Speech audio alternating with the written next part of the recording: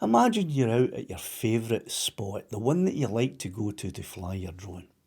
The light's perfect, the air is still, and you're finally going to get that shot that you've been planning for weeks. And then it happens. Somebody storms over, waggling their fingers, shouting at you, "Hoi, what you doing? You can't fly here, it's the law." In that moment, your heart sinks.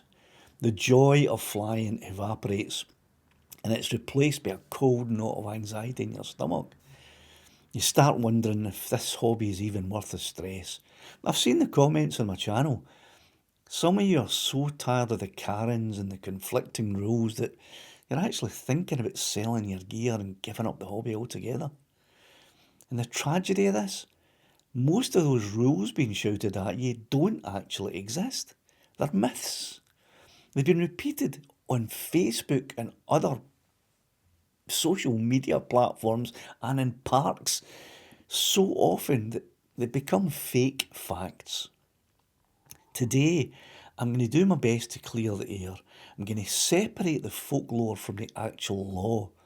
Because once you know what the law really says, that fear disappears.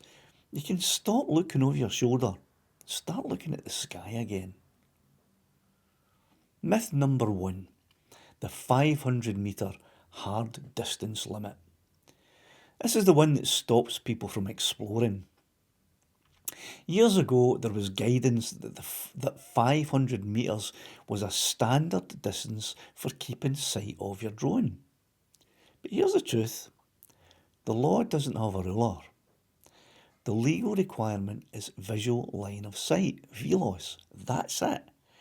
If it's a hazy day and you lose sight of your drone at 200 metres, you've reached the legal limit. But on a crystal clear day with a larger drone, that distance might be way beyond 500 metres. Don't let people tell you there's a magical 500 metres number that makes you a criminal if you fly beyond it. The law trusts your eyes, not a fixed measurement. Myth number 2. The CAA guidance is law. This one causes the most polite confusion. The CAA publishes incredible amounts of guidance and recommendations. But remember this, guidance isn't a cage. Think of the law as the speed limit and guidance as the sign suggesting that you slow down for a corner. One is a legal mandate and the other one is the regulator giving you their best advice on how to stay safe. Understanding that distinction is where your confidence can start to grow again. You should respect the guidance, but you don't have to be terrified of it and you don't have to be limited by it. Myth number 3, the landowner trap. I hear this all the time. You need permission from every landowner that you fly over. Now, if this were true, nobody could fly anywhere ever. The reality is that a landowner controls the land, but they don't own the sky. In the UK, as long as you're not infringing on privacy or safety regulations or bylaws, then the air is a public resource. Aye, you need permission to take off and land on private property in England and Wales, but once you're up, you're not a trespasser, you're a pilot. Biggles, the pilot. Myth number 4, the roadblock. People talk about flying over roads like it's an automatic prison sentence. It isn't. There is no blanket law in the UK that says you can't fly drones over roads. What really matters is the category that you're flying in and whether you're flying safely. It's about being sensible, not about a complete ban. Don't let a roadmap stop you from carrying out a legal flight. Myth number 5, the privacy myth. You can't film me without my permission. It's the classic confrontation line. But photography laws in public spaces are very clear. People generally don't have an automatic right to not be in a photo or a video. Privacy laws exist to stop you from being a creep, Right, don't hover outside someone's bedroom window. Don't hover over their garden, especially if they're out sunbathing in it. But if somebody's visible in the background of your scenic landscape shot, you're not breaking the law. You have a right to create your art. I go into this in a bit more detail in a video that you'll be able to see if you click that little thingy up there. Myth number 6. Sub 250 gram drones mean that there's no rules.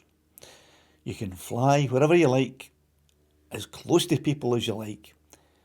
Now, this is a dangerous myth from the other side. Some folks say it's under 250 grams, I can do whatever I want. And this is the mindset that gets the rest of us in trouble. Sub 250 gram drones have amazing freedoms, but they aren't law free. You still have to fly safely, and you still have responsibilities. Knowing these rules doesn't limit you, it just protects you from getting yourself in trouble, even accidentally. Now, I know a lot of you feel that these rules are just there to clear the path for the big delivery companies. It feels like the little guy, the common man, is being pushed out. But knowing the law is actually your best defence against that. It's how we keep our right to fly in the sky. Myth number 7, the complaint rule. This is the most important one to remember when someone is shouting at you. Legality is not a popularity contest. A flight can be 100% legal even if there's 10 people around shouting and bawling and complaining at you. Conversely, a flight can be illegal even if you're there on your own. Whether or not someone is annoyed has zero bearing on whether you're breaking the law with your drone or not. If you know the rules, their anger has got no power over you. Away you go, take your wee hat, your wee stick and continue on with your journey. And for those worried about being tracked, the police aren't sitting there with 10k worth of tech waiting for you to fly in an empty field. Most times you'll get trouble from a neighbour who doesn't understand the rules, not a government eye in the sky. The biggest problem isn't actually the myths themselves, it's that those myths steal your peace of mind.